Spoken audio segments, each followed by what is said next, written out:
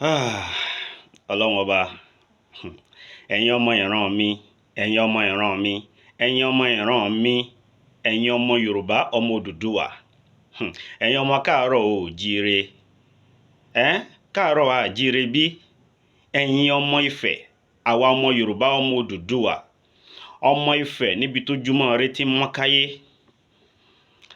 Ẹ súnmọ́ bí, ẹ wá nǹkan fìdílé àbí kẹ́ fìdílé nǹkan. Ẹjá ṣíra wa létí, ẹjá bára wa sọ̀rọ̀ lórí ilẹ̀ Yorùbá, lórí ìran mi, ìran Yorùbá, lórí Yorùbá nation, lórí àwọn lọ́balọ́ba ilẹ̀ Yorùbá, nípa Chief Olóyè Sunday Adéyẹmọ Ìgbòho, Professor Banji Akintoye, Chief Ọbáfẹ́mi Awólọ́wọ̀, tó fi dórí MKO Moshood Kásìmáwò Ọláwálé Abíọ́lá,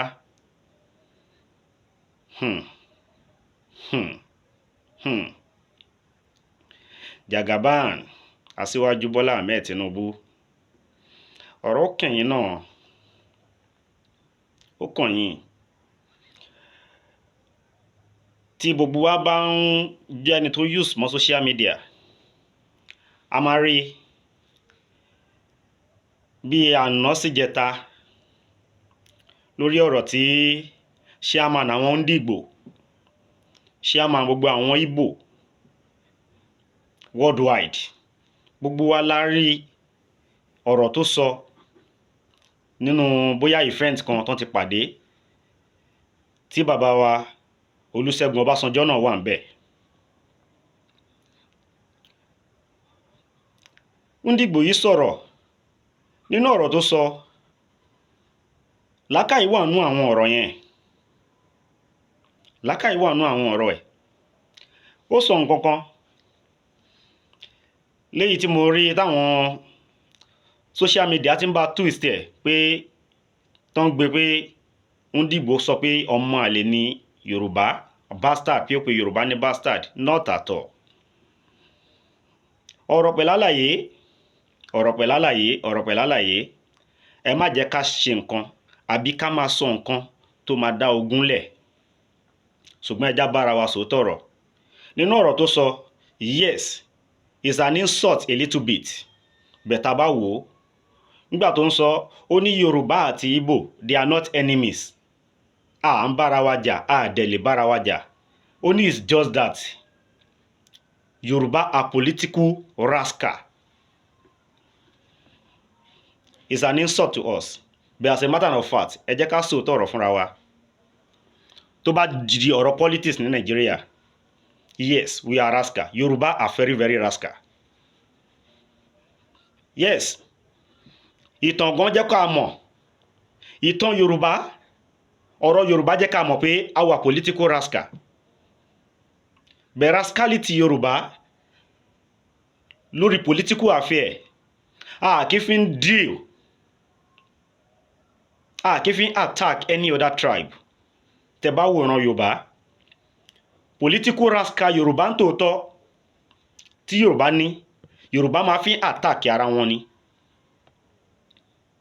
Ẹ lọ gbé látòrí Chief Ọbáfẹ́mi Awólọ́wọ̀, bàbá wa Chief Ọbáfẹ́mi Awólọ́wọ̀, àwọn pẹ̀lú Akíntọ́lá láyé wẹ́ẹ̀tì ẹ̀. Ṣèbí nítorí pé àgbàpò, afẹ́dépò, àdépò, òun ló fà á tí àìmọye ẹ̀mí fi sùn nílẹ̀ Yorùbá nígbà náà lọ́dún yẹn, tí wọ́n fi jó àìmọye ilé níná, tó fi ba àìmọye dúkìá jẹ́ nílẹ̀ Yorùbá. Tó túmọ̀ sí pé àwa Yorùbá ti ń gbógun tira wa bọ̀ ọjọ́ ti pẹ́ tó bá ti dọ̀rọ̀ politics.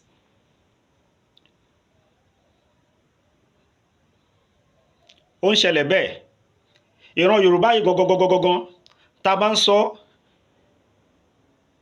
a ní ó ti pẹ́ táwọn Fúlàní Haúsá táwọn fẹ́ kí Yorùbá dépò, táwọn fẹ́ kí Yorùbá control àbí jó lórí Nàìjíríà with the help of colonial people, British people. yes it's true bẹ̀ ṣáwa gangan tá a jẹ́ ọmọ Yorùbá ò máa gbàbọ̀dé fúnra wa ẹ jẹ́ ká bira wa ta ló gbàbọ̀dé fún Chief Ọbáfẹ́mi Awólọ́wọ̀ question ni àwọn ọmọ Yorùbá ẹ jẹ́ ká bira wa ẹ jẹ́ ká bára wa sòótọ́ ọ̀rọ̀ ta ló gbàbọ̀dé fún Chief Ọbáfẹ́mi Awólọ́wọ̀ nígbà ayé wọn nígbà tán tún díẹ̀ yẹ́bẹ́yẹ́bẹ́ wọ́n rí pé ọmọ Yorùbá náà ló ń ṣe agbódegbà fún àwọn enemy tó jẹ́ other tribe Yorùbá ló ń ṣagbódegbà Yorùbá gangan wọ́n ní betrayer tó betray Ọbáfẹ́mi Awólọ́wọ̀ torí wọ́n ní tí kú ilé ò bá pani tòde ò lè pààyàn ẹ má bínú gbogbo ẹ̀yin ìyá mi ẹ̀yin brọ́dà mi ẹ má bínú torí pé ọ̀rọ̀ mi ó máa take time díẹ̀ lénìí tí kú ilé ò bá pani tòde ò lè pààyàn wọ́n ní afọ́jú tó wọlé tó wá ń sọ fónílé pé adìẹ funfun ló ṣe sínú ìsasùn ẹ sínú pọ́ọ̀tì ẹ báwo ló ṣe mọ̀ pẹ́dìẹ funfun ni tí ò bá jẹ́ pé onílé ara àwọn tọ́jọ́ ń gbélé wọ́n ti fún ní information náà hint ẹ̀ pé ọbẹ̀ tí lágbájá sè sínú pọ́ọ̀tì ẹ̀ ẹdìẹ funfun ló pa tí ò bá sí betrayer láàrin àwọn ọmọ Yorùbá pa ń betray ara wa kò sẹ́ni tó máa mọ ìkọ̀kọ̀ àwọn ẹlẹ́yà kejì tá à ń sọ yìí wọn ò mọ kọ̀kọ̀ wọn ò mọ ibi tí Ọbáfẹ́mi Awólọ́wọ̀ farapamọ́ sí Yorùbá bíi tiwa náà tó ń bá bàbá ṣe nígbà náà tó ń bá Ọbáfẹ́mi Awólọ́wọ̀ ṣe àwọn náà ná líìkì secret wọn àwọn náà lọ bà wọ́n jẹ́ àwọn náà lọ sọ pé báyìí lẹ ṣe lè mú wọn lórí kíni torí pé àwọn tó ń ṣe ìbàjẹ́ yẹn àwọn náà ń wá ipò definitely we are political rascal bí chairman ń dìgbò yẹn ṣe sọ it's an insult pé ó sọ bẹ́ẹ̀ but it's not an insult tá a bá yẹra wa wò torí nǹkan tá a jẹ́ gangan ló sọ yẹn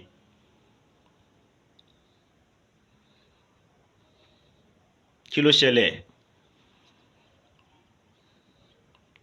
láyé Ààrẹ Ọ̀nà Kakanfò Chief MKO Káṣímáwò Ọláwálé Abíọ́lá kí ló ṣẹlẹ̀ nígbà náà láyé ìgbà 1959 tí wọ́n ṣe election àkọ́kọ́ láàrin Ìgbò Yorùbá àti Haúsá láàrin Ọbáfẹ́mi Awólọ́wọ̀ Tafawa Balewa and Nnamdi Azikiwe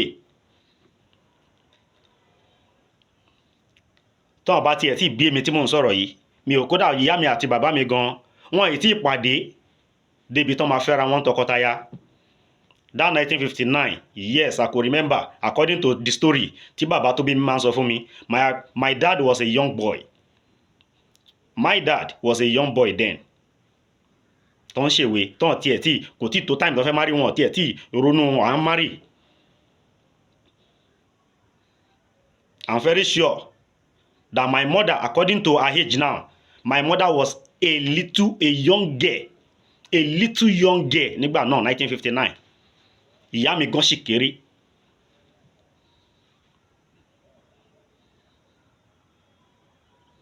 bẹ́ẹ̀ nígbà yẹn ní 1959 yẹn ta ló betray Awólọ́wọ̀ gẹ́gẹ́ bí ìtàn tán sọ fún wa ta gbọ́ àti ta kà pé Awólọ́wọ̀ won that election bẹ́ẹ̀ tó wọ́n rí igi ẹ̀ fún Tafawa Balewa àwa Yorùbá àti ń ṣera wa bọ̀ ọjọ́ ti pẹ́ Chief MKO Ọláwálé Abíọ́lá tí gbogbo Nàìjíríà dìbò fún àti Yorùbá àti Haúsá àti Ìgbò tí wọ́n choose pé eléyìí la fẹ́ gbà tó wọlé election kí ló ṣẹlẹ̀ wọ́n count wọ́n rí pé wọlé bẹ̀tẹ̀ ni tó jó lórí Nàìjíríà ń gbà yẹn kí ló ṣe ó lóun àná election yẹn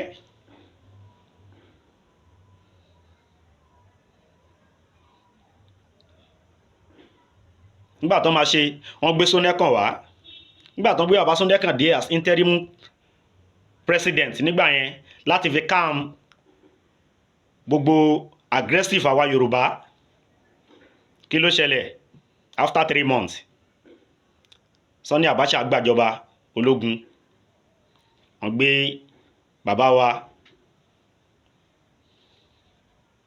Kashimawo Abiola, wọ́n gbé wọn, wọ́n tì wọ́n mọ́nú ẹ̀wọ̀n ni bàbá wa títí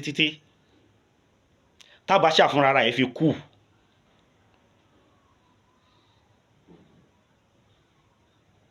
Àwọn bàbá Ọbásanjọ́ náà wà nú ẹ̀wọ̀n gbà náà. Abacha kú tán. Kí ló ṣẹlẹ̀ t'Abiola ò jáde alive kán gbéjọba fún Abiola? Ẹ lọ tú wò, ẹ tú díẹ̀. Àjòjì òkan lè kàn ṣàdédé pa ọmọ Yorùbá láì jẹ́ pé ó lọ́wọ́ Yorùbá nú. Mi ò ní sọ jù bẹ́ẹ̀ lọ. Ikú Kashimawo Ọláwálé Abiola ó lọ́wọ́ onílé nú, ó lọ́wọ́ onílé nú, ó lọ́wọ́ ọmọ Yorùbá nú láwọn ìkàn ńláńlá ńlẹ̀ Yorùbá. Bẹ́ẹ̀ni kankan ò rí yín, Ọlọ́run mọ̀ yín. Mo mọ̀ pé nínú àwọn tó mọ̀ nígbà náà lọ́hùn, inú wọn náà sí láyé mọ́lẹ̀ ní, bóyá a sì lè ráwọn kan tó sì wà láyé. Bẹ́ẹ̀ni kankan ò mọ̀ wọ́n, Ọlọ́run mọ̀ wọ́n. Wọ́n wá gbé bàbá Ọbásanjọ́, wọ́n fi tù wá lójú, torí pé wọ́n rí pé bí OPC ṣe ń ba lọ́ngbà yẹn, ó ti dọ̀rọ̀ pé Yorùbá want to get away from Nigeria.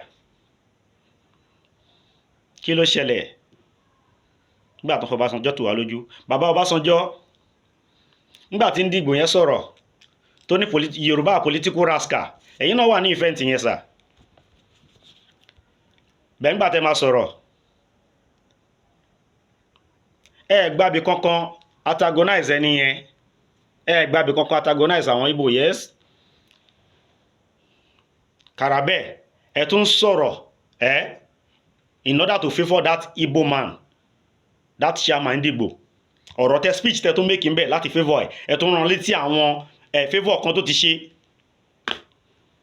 Bàbá Ọbásanjọ́, why always we are like that? Why you are always like that? Bàbá wa Chief Aremu Olówu Olúṣẹ́gun Ọbásanjọ́, bàbá tẹ́ ẹ̀ bá pọ̀n sẹ́yìn àwọn òkè ọya Hausa Fúlàní, ẹ pọ̀n sẹ́yìn àwọn Ìgbò. Kí ló dé tẹ́ ẹ̀ fi gbà kankan, tẹ́ ẹ̀ fi gbà kan fi ọ̀rọ̀, ìwà, ìṣe kẹ́ fi gbé Yorùbá lẹ́yìn? Ìwà yín, ìṣe yín, ọ̀rọ̀ yín, tẹ́ ẹ̀ bá fi support àwọn òkè ọya, àwọn Hausa Fúlàní yẹn, ẹ sọ, ẹ gbégbésẹ̀ láti fífọ́ àwọn ọmọ Ìgbò. Kí ló dé tẹ́ ẹ̀ fi gbà kankan tí ẹ gbégbésẹ̀ àbíkẹ́ hùwà àbíkẹ́ sọ̀rọ̀ in favour of Yorùbá for once? Pẹ̀lú èjì yín ṣàmálẹ̀ ń bẹ̀rù ni, pẹ̀lú èjì yín kí la fẹ́ pè yẹn, kí la fẹ́ sọ? Bàbá Olúṣẹ́gun Ọbásanjọ́,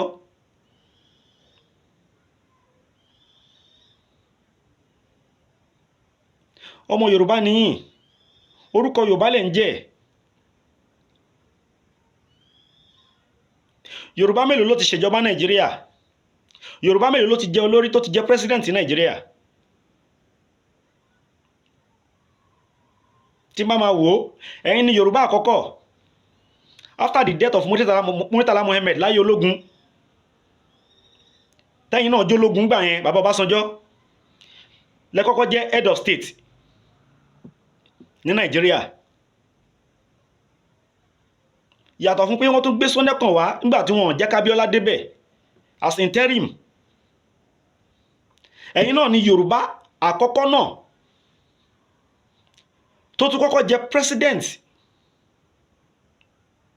láyé civilian democracy government. Bàbá Ọbásanjọ́, why tó jẹ́ pé anytime tí nǹkan bá kan ọmọ Yorùbá tó jẹ́ pé ẹ máa antagonize ọmọ Yorùbá, ẹ máa go against ọmọ Yorùbá, kí ló dé tẹ́ máa always ṣe bẹ́ẹ̀? Bàbá wa Olúṣẹ́gun Ọbásanjọ́, why? Ṣé ẹ fẹ́ ṣé ẹ ń try àti make history ní Nàìjíríà ni àbí ilẹ̀ Yorùbá, pé kán sọ pé tó máa ń sọ̀rọ̀ ìjọba ológun o tó ṣe olórí Nàìjíríà Olúṣẹ́gun Ọbásanjọ́ ni, tó máa ń sọ̀rọ̀ ìjọba alágbádá tó ṣe president Nàìjíríà Olúṣẹ́gun Ọbásanjọ́ ni, kó má sí ọmọ Yorùbá kankan tó máa ní record àbí tí wọ́n máa lè sọ lẹ́yìn ẹ̀yin nìkan? Ṣé ìmọ̀tara ẹni nìkan ní ká pè ní?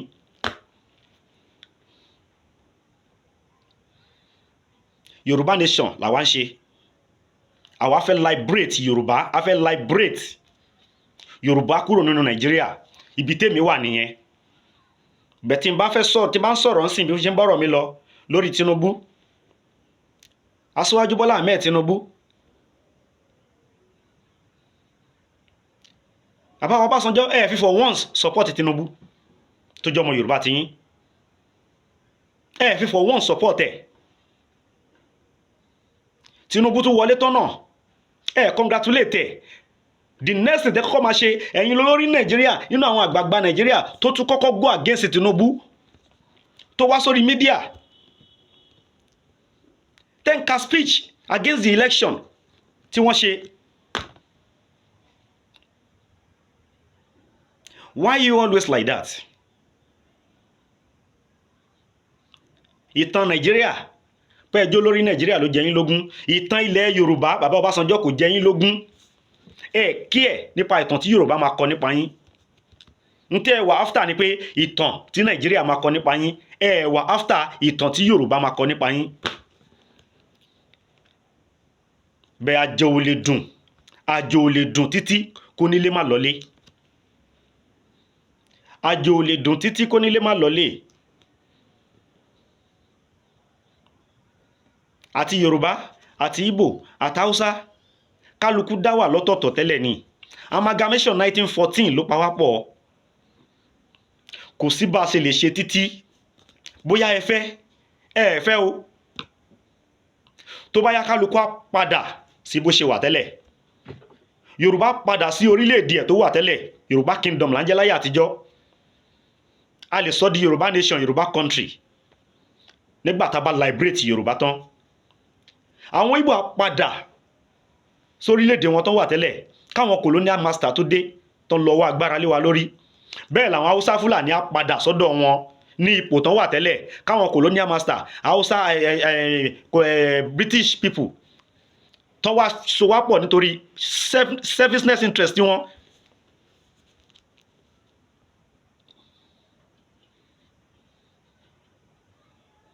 Bàbá Ọbásanjọ́, ìtàn wo lẹ fẹ́ kí ilẹ̀ Yorùbá kọ nípa yín tó bá ń kọ̀tàn Yorùbá pẹ̀lú gbogbo nǹkan tẹ́ ń ṣe yìí? Political rascal Yorùbá, a mọ̀ pé ó wà lára Aṣíwájú Bọ́lá Ahmed Tinubu. Pé tí wọ́n bá ń lé ipò kan, tó bá ń lé ipò kan, kò sí nǹkan tán lè ṣe. Kò sí nǹkan tán lè ṣe. Bẹ́ẹ̀ Aṣíwájú Bọ́lá Ahmed Tinubu Jagaban, bàbá, mo máa ń sọ pé mi ìfigbá wọn kan against yín rí. Pé bóyá di president àbí ambition yín, mi ìfigbá wọn kan against ambition Bọ́lá Ahmed Tinubu rí. Bẹ́ẹ̀ ta dúpẹ́, nǹkan tẹ́ fẹ́ dà, orúkọ tẹ́ fẹ́ make, ẹ ti make ẹ̀ báyìí. Aṣíwájú Bọ́lá Ahmed Tinubu, a mọ̀ pé owó kọ́lẹ̀ ń wá lọ́nà Nàìjíríà. A mọ̀ pé ọlá kọ́lẹ̀ ń wá lọ́nà Nàìjíríà tẹ́ ti fẹ́ ṣe president. Bẹ́ẹ̀ tó orúkọ, tá bá ń sọ̀rọ̀ agbára gan ti lágbára tẹ́lẹ̀, bẹ́ẹ̀ agbára kò máa tún kágbára ni. Orúkọ lẹ̀ ń wá. Orúkọ lẹ̀ ń wá nínú ìtàn Nàìjíríà pé ẹ̀yin náà ẹ ṣe president, you are one of the presidents in Nigeria. Bọ́lá Ahmed Tinubu, ẹ wá nǹkan kan jù bẹ́ẹ̀ lọ, ẹ ní mission kankan níbi tẹ́ ń lọ. To become a president, Aṣíwájú Bọ́lá Ahmed Tinubu, ẹ ní mission kankan, ẹ ní agenda kankan. Yes, I can say it categorically. Aṣíwájú Bọ́lá Ahmed Tinubu, ẹ ní agenda kankan nínú president tẹ́ fẹ́ ṣe ní Nàìjíríà. what you are after is the name. Pikurúkọ yín wọ ìwé ìtàn Nàìjíríà that you are one of the presidents in Nigeria. Ntẹ́ ń wá nìyẹn. Agbára Ọlọ́run ti fún yín lágbára tẹ́lẹ̀ náà. Ó tún lè kúnra wọn ni. Ọlọ́run ti dá yín lọ́lá. Ọlọ́run ti fún yín lówó. Ẹ ti mọ̀yàn. Ẹ ní influence worldwide. Bẹ̀tẹ̀ orúkọ tẹ́ fẹ́ make ẹ ti make ẹ̀ báyìí. Even táwọn bá tiẹ̀ tí sọ yín tán tí hand over fún yín tọ́jọ́ ò tí pé orúkọ yín ti wà ní list Nigeria president. But to become a president kò ń ṣe pé ẹ ní mission kankan, kò ń ṣe pé ẹ lájẹ́ndà kankan fọmọ Yorùbá àbí fún Nigeria láti progress. Orúkọ tẹ́ fẹ́ make, nǹkan tẹ́ fẹ́ make náà lẹ ti make yìí. Now, what will be the next thing? What will be the next thing?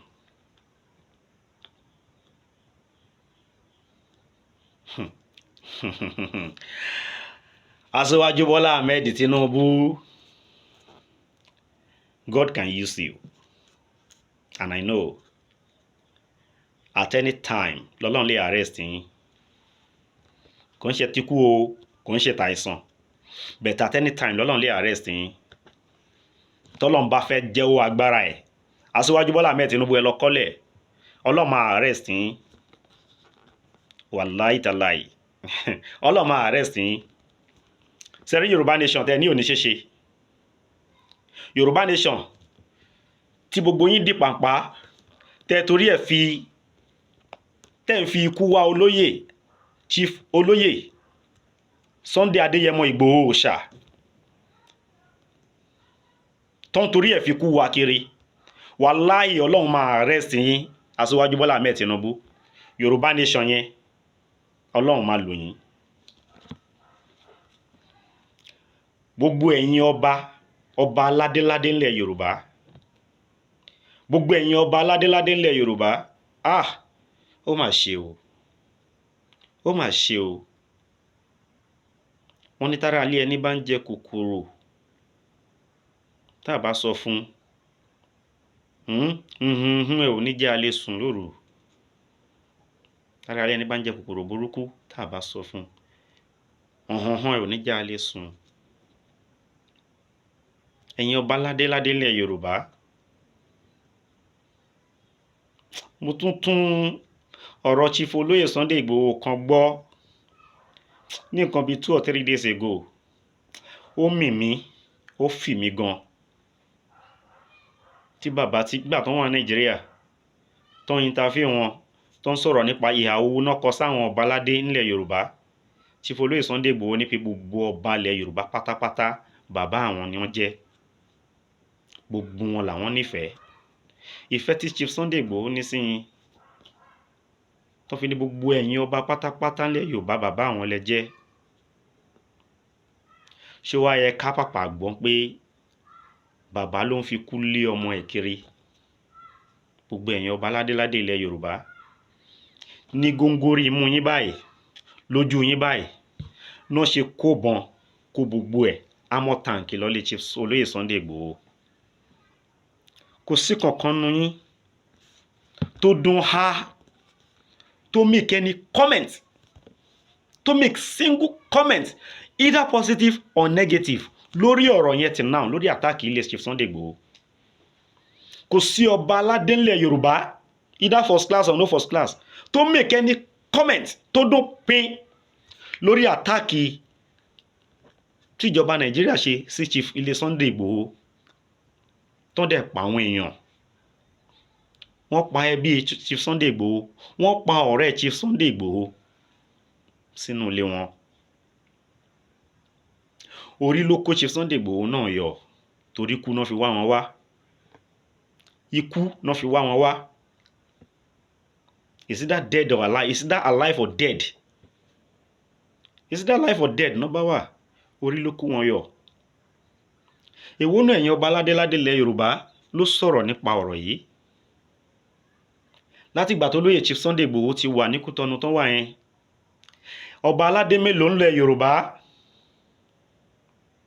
ló ti dìde lórí ọ̀rọ̀ yẹn? ká tiẹ̀ rí gbọ́ kò fẹ́ẹ̀ sí kankan.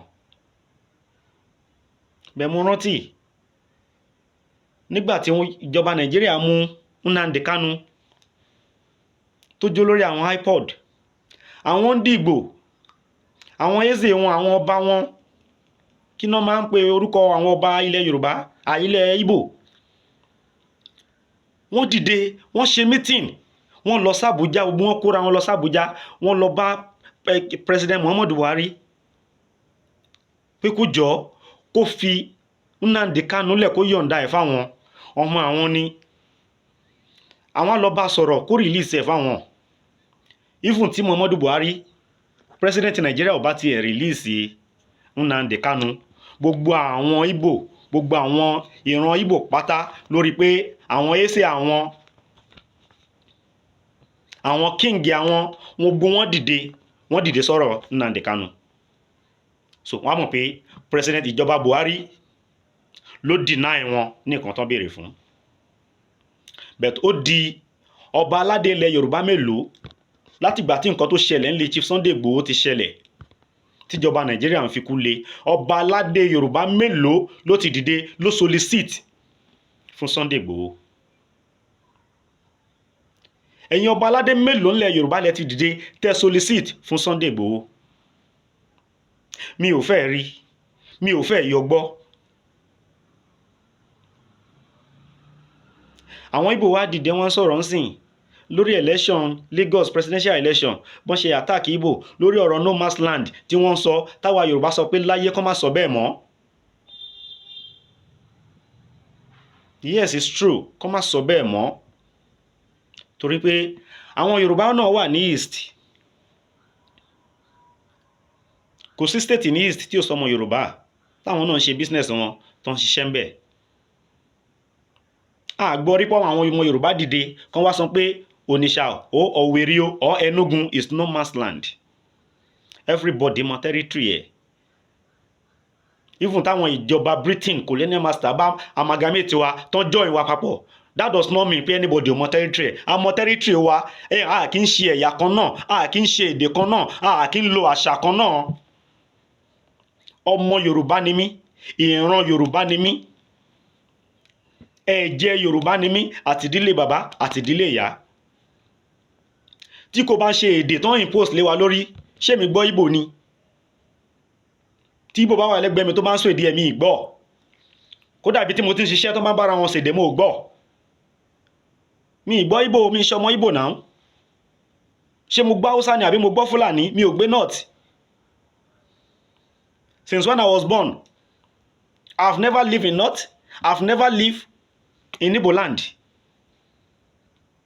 So mi ò gbọ́ Ìgbò, mi ò gbọ́ Hausa, Fúlàní. Yorùbá nìran mi, Yorùbá lèdè mi, Yorùbá làṣà mi. Tèmi àtọmọ Ìgbò bá fẹ́ sọ̀rọ̀ ńsìn, ń tà lè fi understand ara wa, òun ni ká sòyìnbó. Tèmi àti Hausa, Fúlàní bá fẹ́ sọ̀rọ̀, ń tà lè fi understand ara wa, òun ni ká sòyìnbó. Ṣé òyìnbó tá ń sọ yẹn, English yẹn, is it our language? No, it's not our language. It's a borrowed language. Tán impose lé wa lórí by force. It's not our language. A ní language wa, ọmọ Yorùbá ni mí. Kò wá sí bájú ò ṣe lè dùn tó láyé, onílé á lọlé ẹ̀ tó bá yá. Kò sí ọ̀páwápọ̀, kò sí bó ṣe lè pẹ́ tó àbóyá, kálukú máa gba ọ̀dọ̀ ẹ̀ lọ, a máa pín àtìláàsì náà ni. Ogun láàfẹ́, ṣùgbọ́n a máa pín. Ìtàjẹ̀sílẹ̀ láàfẹ́, bẹ̀tà máa pín. All what Yorùbá, all what we don't want war. We don't want shedding of blood. We want that Yoruba liberation, that Yoruba nation, peacefully, not by violence. And we are going to achieve it. We are going to achieve it. nígbà tí àwọn ọmọ Ìgbò yẹn wá ń sọ̀rọ̀ nípa election yẹn ni wọ́n sọ̀rọ̀ pé táwọn bá tiẹ̀ fẹ́ padà sílùú àwọn táwọn bá fẹ́ kúrò lÉkòó báwọn Yorùbá ṣe ń attack àwọn ṣe báwọn ọba yín táwọn bá fẹ́ kúrò nílẹ̀ Yorùbá ṣe báwọn ọba yín náà máa ń pe àwọn tó máa sọ pé come and buy land, we will sell land and sell water for you. Wọ́n á talẹ̀ wọ́n á tún ta omi mọ́. Pé nílẹ̀ Yorùbá àwọn ọba wa náà ló máa ń pe àwọn pé àwọn ẹ jẹ́ ká ẹ wá ara lẹ̀ yìí a máa talẹ̀ a máa tún ta omi mọ́ fún yín. Ẹ̀yin ọba ilẹ̀ Yorùbá, ẹ̀yin ọba aládéládé, báwo lẹ ṣe fẹ́ kọjọ́ ọ̀la yín rí? Ọjọ́ ọ̀la àwọn ọmọ yín, ọjọ́ ọ̀la ilẹ̀ Yorùbá, kí lẹ̀ ń rò nípa ẹ̀? Kò kàn yín àbí? Bámúbámú ni mo yó lẹ̀ ń ṣe. Ẹ fẹ́ mọ̀ bóyá ebi ń pọmọ ẹnì kankan. Ẹ ro ọjọ́ ọ̀la ilẹ̀ Yorùbá. Ẹ ro ọjọ́ iwájú ilẹ̀ Yorùbá. Ṣé Yorùbá lè lọ sí Òwèrì kó lòun fẹ́ ralẹ̀? Mo bọ́ ọmọ Ìgbò rìn dáadáa. They don't sell their land for strangers.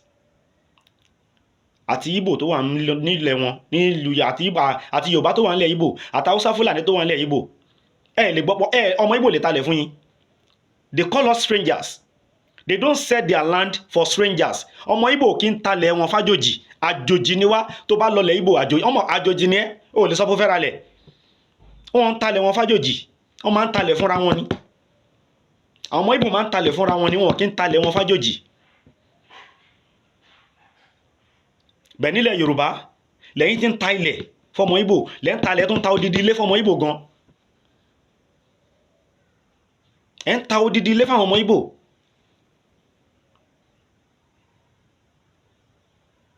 Bẹ́ẹ̀gbà tó dọ̀rọ̀ politics ẹ ń segregate.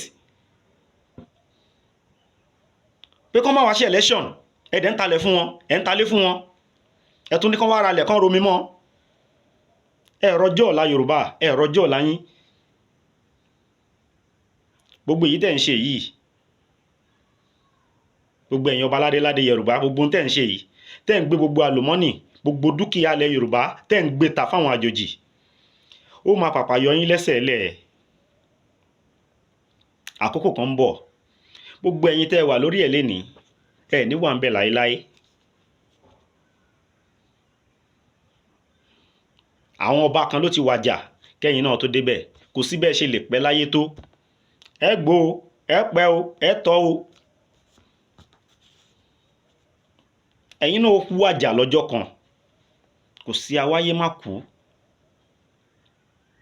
Kò sáwáyé má kú. Kí ló tẹ̀ ń ta gbogbo dúkìá Yorùbá? Kí ló tẹ̀ ń ta gbogbo ohun àlùmọ́ọ́nì Yorùbá fájòjì? Nígbà táwọn àjòjì ò lè ta tiwọn fún wa. O ò lè délẹ̀ Ìgbò gúnjọ́ ọmọ Yorùbá kó ló fẹ́ ralẹ̀ wọn ní tà fún ẹ. Wọ́n ń talẹ̀ wọn. Àwọn máa ń lease ilẹ̀ ni. They lease rather than to sell. Wọ́n lè fún ẹ pé okay oya go and use it for 10 years. You pay so amount. Wọ́n ń ta ilẹ̀ wọn. Tó bá rí pé ó fẹ́ wá dá company kan lẹ̀ ládùúgbò wọn lọ́dọ̀ wọn tó rí pé ó máa sọ àwọn ọmọ àwọn láǹfààní tó máa ríṣẹ́ ń bẹ̀. They only lease land for you for like 10 years or 15 years. Ọmọ Ìgbò ń talẹ̀ fún strangers. Àjòjì ni wá lọ́dọ̀ wọn. Strangers náà ń pè wá. Strangers náà ń pè Yorùbá. They don't sell land for strangers. Ask anybody, confirm. Ẹ confirm ẹ̀yin tí ẹ bá understand ẹ confirm ẹ pé ṣé Ìgbò ń talẹ̀ lọ́dọ̀ wọn fọmọ Yorùbá. Strangers náà ń pè wá. Ẹ̀yin ọba ládéládé ẹ rò dáadáa o. Ẹ rò dáadáa o. Chief olóyè Chief Sunday Adéyẹmọ Igboho ọmọ aládìkún gbogbo ìgbà tí n bá ti rántí Chief Sunday Igboho ó ní bó ṣe máa ń ṣe mí. Ẹ̀mí sọnù látara wọn. Ẹ bà dúkìá wọn jẹ́. ẹ scandalize gbogbo business wọn. Chief olóyè Sunday Igboho nìkan náà lè ṣàkáǹtì yìí tó sọnù lára wọn. Chief olóyè Sunday nìkan ló lè ṣe àkáǹtì tó sọnù lára wọn. Fídíò tí mo ṣe last nípa Chief olóyè Sunday Igboho àti MC Olúọmọ tí mò ń sọ pé kí MC Olúọmọ bọ́ta kó declare nǹkan tí Sunday Igboho náà máa ń declare pé kò síjà láàrin àwọn, kó make peace, kán lè unite gbogbo youth papọ̀. Àfáà Saheed Shittu ó sọ̀rọ̀ nípa ọ̀rọ̀ yẹn, ó jáde, MC ò jáde, kò declare nǹkan yẹn till now pé kò sí nǹkan kan láàrin àwọn, but àfáà Saheed Shittu jáde lórí ọ̀rọ̀ yẹn. Wọ́n wá sọ effort àwọn nígbà tí Chief Sunday Igboho wà ń Kútọ̀nù, báwọn ṣe bá wọn sọ̀rọ̀ nǹkan táwọn bá MC sọ̀rọ̀, báwọn ṣe fẹ́ try àti unite wọn, àti nǹkan tí MC sọ pé kò síjà láàrin àwọn, tí MC náà fẹ́ lọ bá wọn Kútọ̀nù. Mo ṣáà gbọ́ fídíò yẹn tó ṣe. It's like a response to the video I made that time lórí MC Olúọmọ àti Chief Sunday Igboho. Saheed Shittu wá sọ nǹkan kan. Ó ní tóun ṣe ń bá Chief olóyè Sunday Igboho sọ̀rọ̀ pé kán try láti padà sí Nàìjíríà, òun ní nítorí business wọn. Ó ní ship wọn wà lórí omi nígbà yẹn tó ń bọ̀, pé àìmọye trailers, jeep, truck ló wà nínú ship yẹn tó ń ship yẹn wá sí Nàìjíríà, pé ìjọba Nàìjíríà gbẹ́sẹ̀ lé ọjà wọn tí gbogbo kinní yẹn jẹrà mọ́lẹ̀ báyìí, which is tó bá ń sọ̀rọ̀ trucks and different type of cars, we are talking of billions, not million. We are talking of billions tíjọba Nàìjíríà gbẹ́sẹ̀ lé, asset Chief Sunday Igboho tí wọ́n gbẹ́sẹ̀ lé, tó túmọ̀ sí pé Chief Sunday Igboho nìkan ló lè àkáǹtì nǹkan tó sọnù lára àwọn. Gbogbo ẹ̀yin ọba ládéládé ilẹ̀ Yorùbá, ọ̀pọ̀lọpọ̀ yín dẹ̀ mọ nǹkan báyìí, ẹ dẹ̀ dákẹ́, ẹ ṣe nǹkan kan, ẹ sọ pín, ẹ sọ há, ẹ gbígbésẹ̀ kankan. Bẹ̀ tó bá wá dọ̀la, tọ́lọ́run bá arrest Aṣíwájú Bọ́lá Ahmed Tinubu lórí presidency tán wà yẹn àbí tán ń lọ yẹn, tọ́lọ́run bá arrest wọn fún Yorùbá nation, ẹ̀yin ọba ládéládé bo lẹ́fẹ́ fojú sí?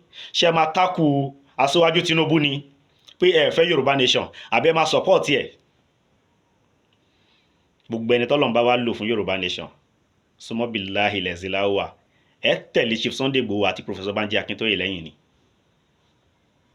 Gbogbo ẹni tọ́lọ́run bá fẹ́ lò tó fẹ́ arrest lórí ọ̀rọ̀ Yorùbá nation, tó fẹ́ arrest fún Yorùbá nation láti achieve Yorùbá nation, wallahi tallahi ẹ máa tò sẹ́yìn olóyè Sunday Adéyẹmọ Igboho àti Prof Akintoye ni. Wọ́n ti jìṣẹ́, wọ́n ti jìyà lórí kọ́mọ Yorùbá lè gbòmìnira, kí ara lè tu gbogbo tọkùnrin tóbìnrin tọmọdé tàgbà ńlẹ̀ Yorùbá, kí ìyà má jẹ wá mọ́. Wọ́n ti jìṣẹ́, ti jìyà.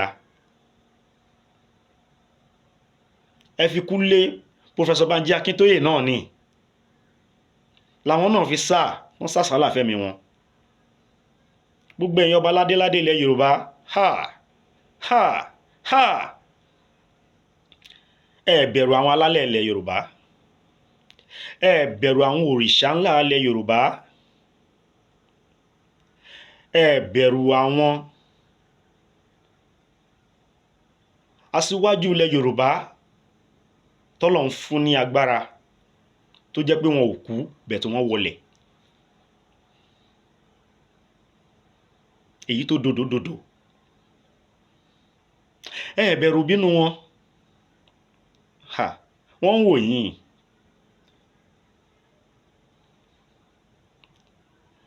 Àdán wọn sorí kọ́, ó ń wò sí ẹyẹ gbogbo ẹ̀yin ọba ládéládé ni. Àwọn òbí tẹ fẹ́ bá yàrá já sí ni. ẹ ṣàtúnṣe o kó tó pẹ́, ẹ ṣe àtúnṣe kó tó pẹ́, torí Yorùbá nation gbígbà ni o. Bọ́lá Ahmed Tinubu tó bá hand over fún wọn ní May 29, Bọ́lá Ahmed Tinubu ò ní jẹ́ president of Nigeria forever, either 4 years or 8 years, kò jù bẹ́ẹ̀ lọ. Is either 4 years or 8 years ni. Tó bá láwọn fẹ́ restructure àbáwọn fẹ́ ṣe nǹkan kan Nàìjíríà, tó bá kúrò ń bẹ̀, tí ìran míì tí ẹ̀yà míì bá bọ́ síbẹ̀, ó lè da gbogbo ẹ̀rú padà. Ọbásanjọ́ lò 8 years. Àǹfààní wo lọmọ Yorùbá ń jẹ ń sìn? Bàbá Ọbásanjọ́ náà sọ ńgbà kan, wọ́n ní gbogbo nǹkan táwọn try àti ṣe nígbà táwọn wà ní president Nàìjíríà, pé nígbà tí àwọn ìjọba míì débẹ̀ wọ́n da gbogbo ẹ̀rú, wọ́n dojú gbogbo ẹ̀ kọlẹ̀, tó túmọ̀ sí pé kò sí effort tí aṣíwájú Bọ́lá Ahmed Tinubu fẹ́ make fún Nàìjíríà àti fúnran Yorùbá. tí ìran míì bá débẹ̀, ó tún lágbára láti dojú gbogbo ẹ̀, láti da gbogbo ẹ̀ nù, tí ò sí nǹkan tá a fẹ́ ṣe. So aṣíwájú Bọ́lá Ahmed Tinubu to be a president, congratulations sir. Bẹ́ẹ̀ kò lè help ọmọ Yorùbá for life. Nǹkan tó lè help wa òun ní Yorùbá nation, nǹkan tó lè secure wa òun ní Yorùbá nation, nǹkan tó lè mú wa ní gbogbo nǹkan tó yẹ ká ní, gbogbo nǹkan tó yẹ ká benefit gẹ́gẹ́ bí ọmọlúàbí, gẹ́gẹ́ bí ọmọ ènìyàn, bó ṣe ń benefit ẹ̀ l'Amẹ́ríkà, ní Europe, òun ní Yorùbá nation. A dẹ̀ máa gbà láṣẹ Ọlọ́run, láṣẹ Ọlọ́run a máa gbà, láṣẹ Ọlọ́run a máa gbà. Gbogbo ẹ̀yin èèyàn mi, gbogbo ẹ̀yin ìran mi, ẹ̀yin bàbá mi, ẹ̀yin ìyá mi, ẹ̀yin bọ̀dá mi, ẹ̀yin àǹtí mi, ẹ jẹ́ ká kún fàdúà. Yorùbá nation ó di gbígbà láìpẹ́ láṣẹ Ọlọ́run. Bọ́lọ́run ṣe ń bẹ táànú ẹ̀ ń bẹ, bọ́lọ́run ṣe ń bẹ tí ò sẹ́ni kankan tó lè gba ayé Ọlọ́run, kò sẹ́ni kankan tó lè gbapò Ọlọ́run, kò sẹ́ni kankan tó lè gba gíga Ọlọ́run, kò sẹ́ni kankan tó lè gba ìyìn Ọlọ́run, kò sẹ́ni kankan tó lè gba títóbi Ọlọ́run. Ọlọ́run lọ́ba tó tóbi tí ò sí tí ó tóbi tó láyé àtọ̀run. Ọlọ́run lọ́ba tó ga tí ò sí tó ga tó láyé àtọ̀run. Ọlọ́run lọ́ba ìmọ́lẹ̀ tí ò sí ìmọ́lẹ̀ míì tó borí ìmọ́lẹ̀ Ọlọ́run. Òun lọ́ba wí bẹ́ẹ̀ jẹ́ bẹ́ẹ̀, kún fáyà kún títọ́ Ọlọ́run ọba ní. Àṣẹ tọ́lọ́run ọba ní. Yorùbá nation máa di gbígbà láṣẹ Ọlọ́run. Ọlá àánú Ọlọ́run, ọlá títóbi Ọlọ́run, ọlá àjẹkàn Ọlọ́run, ọlá wí bẹ́ẹ̀ jẹ́ bẹ́ẹ̀ Ọlọ́run. Yorùbá nation máa wá sí ìmúṣẹ. Yorùbá nation máa wá sí ìmúṣẹ láṣẹ Ọlọ́run. Gbogbo ẹ̀yin ìran mi tó bá ní nǹkan kan, àwọn nǹkan kan tẹ́ observe, tẹ́ fẹ́ ká sọ̀rọ̀ lé lórí, tó bá ní àwọn nǹkan kan tá sọ̀rọ̀ lé lórí tó kù díẹ̀ káàtó, tẹ́ fẹ́ pè mí sákìyèsí, ẹ jọ̀ọ́ ẹ má hesitate láti pè mí sákìyèsí. Àwọn míì fẹ́ bá mi sọ̀rọ̀ tó jẹ́ pé wọn ò lè comment much. Ẹ jẹ́ kí n pè phone number mi, +234 80 62 08 1434, +234 80 62 08 1434. That is my number. Ẹ WhatsApp mi. Anything tẹ́ bá fẹ́ ká gbé sórí afẹ́fẹ́, tẹ́ fẹ́ ká sọ, ẹ message me on WhatsApp. You can call me on WhatsApp call as well. I will attend to it by the grace of God. Ẹ bá mi subscribe more sórí channels mi. Ẹ bá mi subscribe. Tẹ́ bá ṣe ń wo program mi, ẹ má bá mi subscribe sórí channel mi. Ẹ bá mi tẹ like, ẹ bá mi comment, ẹ bá mi subscribe. Ẹ help channel mi. Ẹ jọ̀ọ́, ẹ jọ̀ọ́, ẹ help channel mi. I want to do more. I want to do more than this. I want to do more than this. Funwa TV. Funwa TV. Ẹ ṣé, mo ń padà bọ̀.